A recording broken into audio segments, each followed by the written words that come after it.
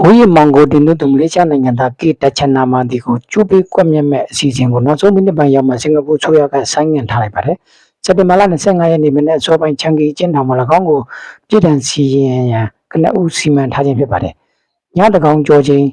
ကွက်မြက်ရန်အချိန်နီးကပ်လာမှဆိုင်းငံ့မှုသတင်းကိုထောက်အာဏာပိုင်တွေကဖုံးဆက်ပြောကြားခဲ့တာဖြစ်တယ်လို့ရှင်းနေပြည်သူဆူရန်ဒရန်ကပြောပါတယ်။နောက်ဆက်တွဲမသိရှိရသေးပါဘူး။ကောင်းဆုံးကိုပဲမျှော်လင့်မိပါတယ်လို့ရှင်းနေကပြောပါတယ်။တချနာမာဒီ39နှစ်ဟာဟီရိုအင်ဘိန်းပြူ45ဂရမ်နဲ့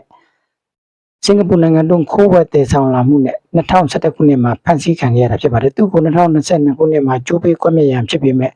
နောက်ဆုံးမိနစ်ပိုင်းရောက်မှပြည်ထန်ဆိုင်ငံ့ခံရပြီးအမှုဆက်လက်ရင်ဆိုင်နေခဲ့ရခြင်းဖြစ်ပါတယ်။ဒါပေမဲ့ယခုနှစ်အောက်တိုဘာမှာတော့သူ့ယူကန်ကိုတရားရုံးကပယ်ချလိုက်ပြီးပြည်ထန်စီရင်မှုရှေ့ဆက်ရအမိန့်ချမှတ်ခြင်းဖြစ်ပါတယ်။ဟီရိုအင်ဘိန်းပြူဆိုရင်15ဂရမ်ဆေးကြောက်ဆိုရင်900ဂရမ်နဲ့အထက်လက်ဝယ်ဖမ်းမိပါကစင်ကာပူနိုင်ငံဥပဒေအရတည်တံ့ချမှတ်ခံရမှာဖြစ်ပါတယ်။တည်တံ့ချမှတ်ခံရနိုင်တဲ့ပမာဏမဟုတ်ပါကလည်းကျိန်တန်24ချက်မှတတရချွန်းပြစ်ဒဏ်အထိလိုက်တင်ချမှတ်ခံရမှာဖြစ်ပါတယ်။